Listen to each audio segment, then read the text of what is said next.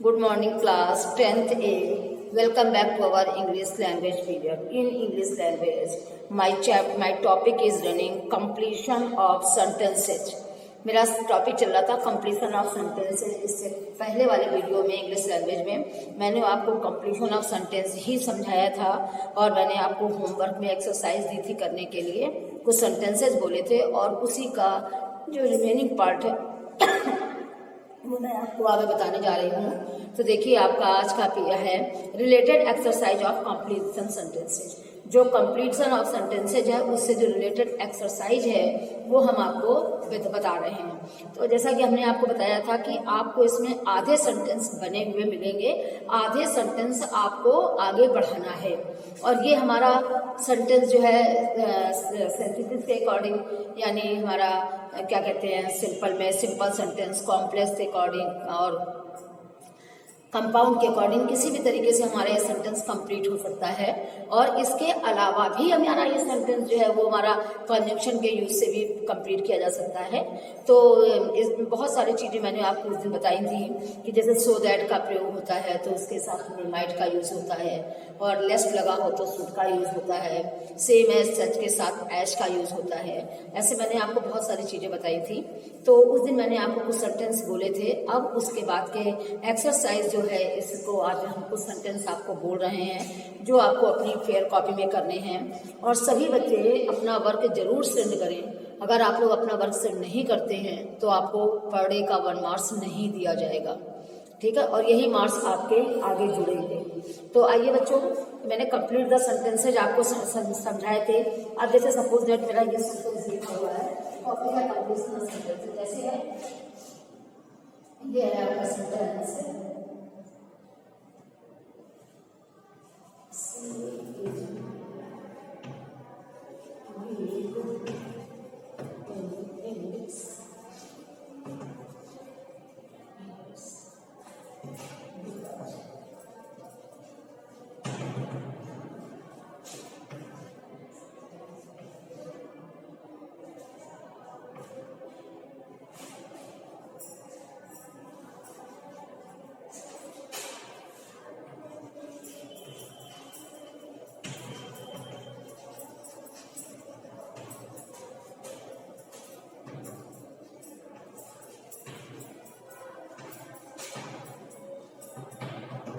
ये सेंटेंस आपको लिखे हुए मिले।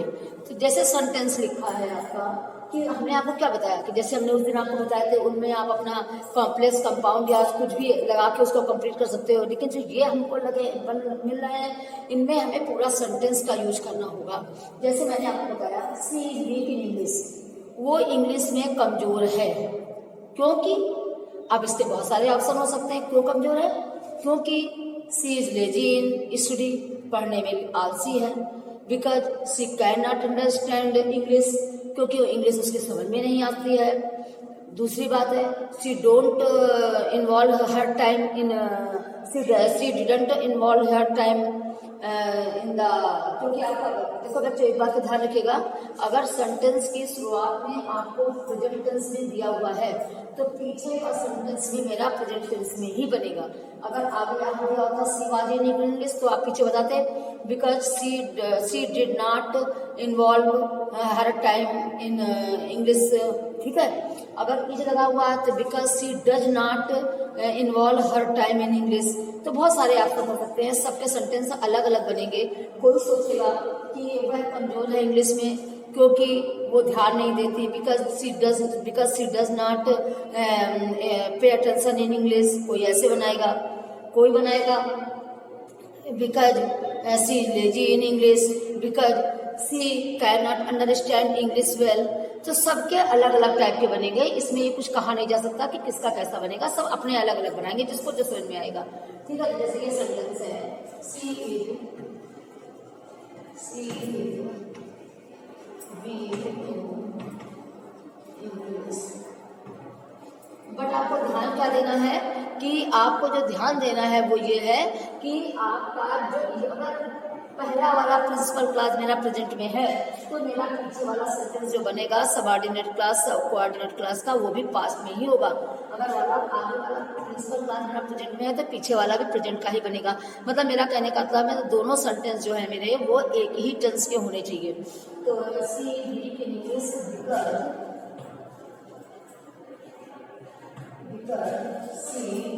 अब क्या लगेगा ना रखना तो बिकॉज सी डज नॉट, ठीक है, because she does not pay attention because she does not pay attention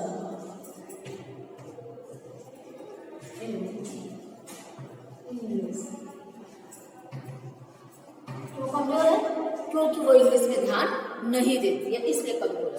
फिर डोंट मेक नॉइस, शोर मत करिए।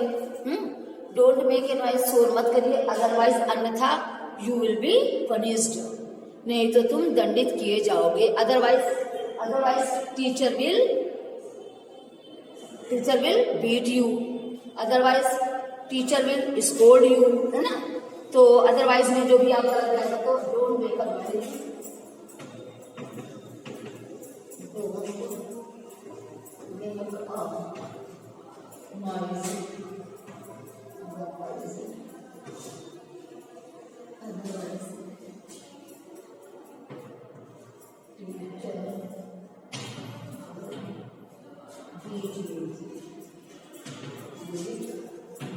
अब देखिए जैसे विकास से बना है, विकास पढ़ना है, सेंटेंस पूरा बना है। अब आपको इसके नीचे अंडरलाइन करना है, अदरवाइज के बाद मैंने आपको सेंटेंस पूरा बनाना है, आपको इसके नीचे अंडरलाइन करनी पड़ेगी।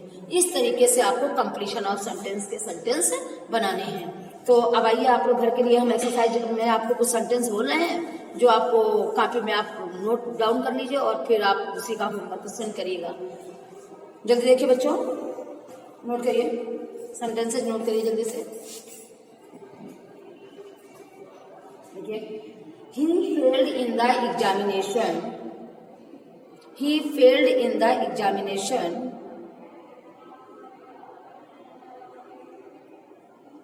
डॉट डॉट डॉट, आगे आप अपना सेंटेंस आगे देखिए। although he tried his best dot dot dot, आपको आगे करना, जैसे यद्यप उसने कोशिश तो बहुत की बट फेल्ड, लेकिन वो फेल हो गया इस टाइप से। we do not know where he lives, इस टाइप क्या बनाइएगा, आपको आगे का पूरा करना है। और ध्यान रखिएगा बिकॉज का आपको जितने हमारे कॉम्प्लेक्स के होते हैं उसके अकॉर्डिंग आपको कंपाउंड कॉम्प्लेक्स किसी से भी जोड़ के आपको ये सेंटेंस आगे बनाना है। वी डू नॉट नो हो गया। थर्ड फोर्थ देखिए, hard work is essential,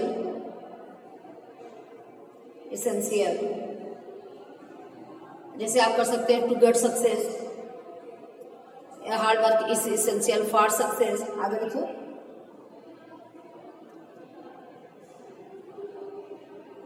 having taken food,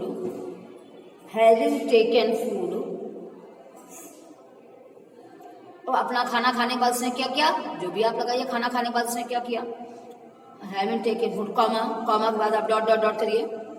पे attention to dot dot dot, pay attention to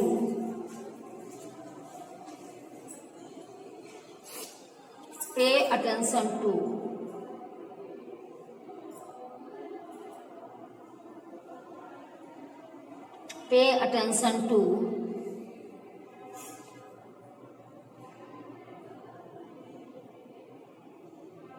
आगे लिखिए, आगे सेंटेंस है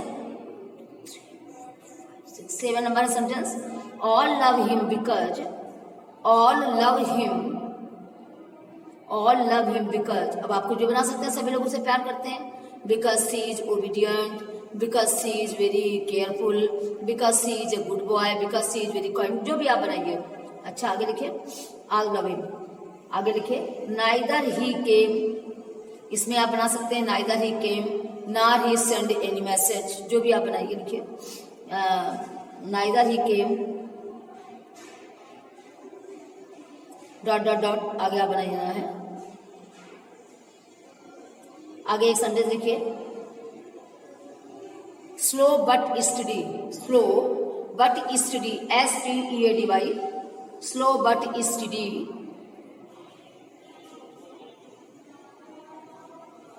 आगे आपको सबको पता है, काम धीमे करना लेकिन मजबूती वाला करना, यानी लगातार करना जो है में विंस द रेस होता है, slow and steady win the race, है ना, इस टाइप के। आगे लिखिए, व्हेन द डॉक्टर केम, आगे वाला सेंटेंस नोट करिए, व्हेन द डॉक्टर केम।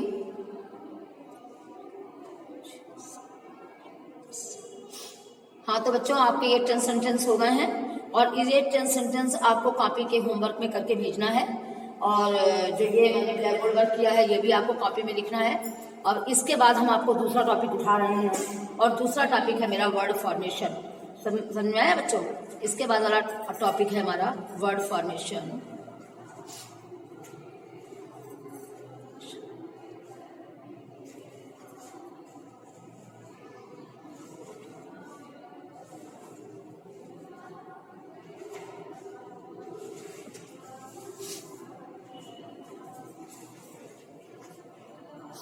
देखिए इसके बाद उसमें हमारा टॉपिक वर्ड फॉर्मेशन।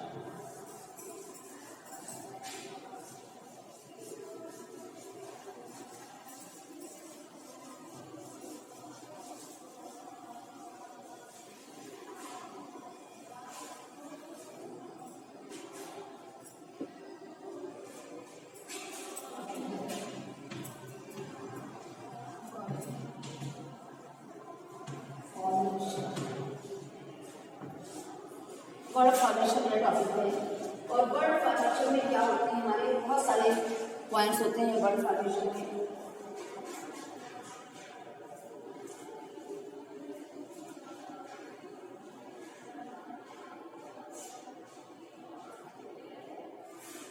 हाँ तो बच्चे देखिए, what do you mean by word formation?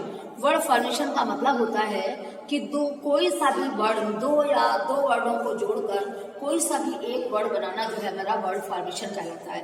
Word formation में हमारे प्रीफिक्स भी आते हैं, हमारे सफिक्स भी आते हैं, ठीक है। और बहुत सारी चीजें वर्ड प्रीफिक्स सफिक्स आते हैं, नाउन आते हैं, एडजेक्टिव आते हैं, सब इससे जोड़ के आते हैं।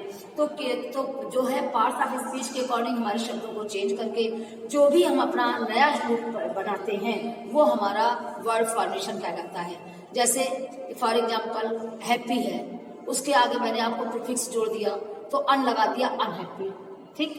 अब पीछे मैंने आपका इसमें सफिक्स जोड़ दिया तो क्या प्रीफिक्स आगे लगते हैं और सफिक्स पीछे लगते हैं। अब हैप्पी के साथ मैंने नेस जोड़ दिया तो हैप्पीनेस हो गया, ये हमारा सफिक्स हो गया। और आगे मैंने अन जोड़ दिया तो मेरा प्रीफिक्स हो गया। इस टाइप से मेरा वर्ड फॉर्मेशन होता है। तो आइए देखते हैं वर्ड फॉर्मेशन में।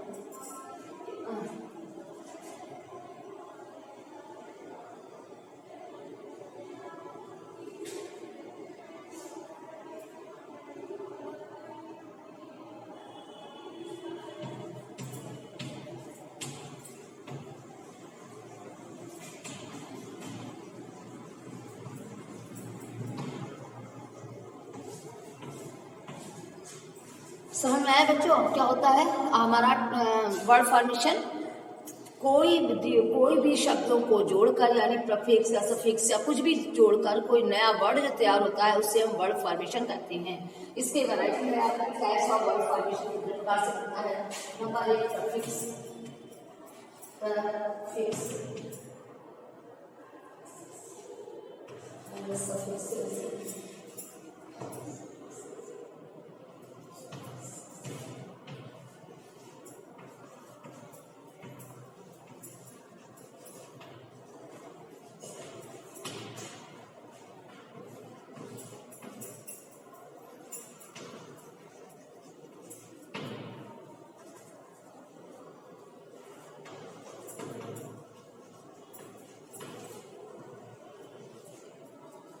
ये कंपाउंड के अंतर्गत मेरी बहुत सारी वैरायटी आती है। कंपाउंड के अंतर्गत बहुत सारी वैरायटी आ जाती हैं, जैसे हमारे सिंपल हैं, कॉम्प्लेक्स हैं, कंपाउंड, ये सब आ जाते हैं। तो हमारा 3 प्रकार से ये सफिक्स प्रीफिक्स बनते हैं। मैंने आपको हल्का सा हिंट दिया कि क्या कहते हैं, प्रीफिक्स के अंतर्गत हमारे जो है आगे जो वर्ड जोड़े जाते हैं वो हो जाते हैं, सफिक्स के अंतर्गत जो पीछे वाले होते हैं जोड़े जाते हैं। जैसे हमने आपको एग्जाम्पल दिया था हैप्पी है, हैप्पी है, अब ये हैप्पी में आगे अन जोड़ दिया तो क्या कहलाया, प्रीफिक्स कहलाया, अनहैप्पी हो गया। पीछे NES जोड़ दिया, वाई हटा के INES, तो मेरा क्या कहलाया, सफिक्स कहलाया। ठीक है, इसी तरीके से हमारा जो है वर्ड फॉर्मेशन में आगे बढ़ता है। तो ठीक है बच्चों, आज मैंने आपको जो है इंट्रोडक्शन दे दिया, आपका introduction of the word formation दे दिया। अब काइंड्स ऑफ वर्ड फॉर्मेशन मैंने इतना बता दिया है। इसके बाद हम आपको अगले नेक्स्ट वीडियो में बताएंगे, फिर यूज ऑफ प्रीफिक्स बताएंगे और फिर यूज ऑफ सफिक्स बताएंगे। ठीक है, तो आज तक हमारा यहीं पे समाप्त होता है टॉपिक। और आज में जो मैंने एक्सरसाइज घर के लिए सेंड की है वो सभी लोग करके, हर बच्चा होमवर्क जरूर सेंड करेगा, अदरवाइज आपको नंबर नहीं मिलेंगे। Okay class, thank you.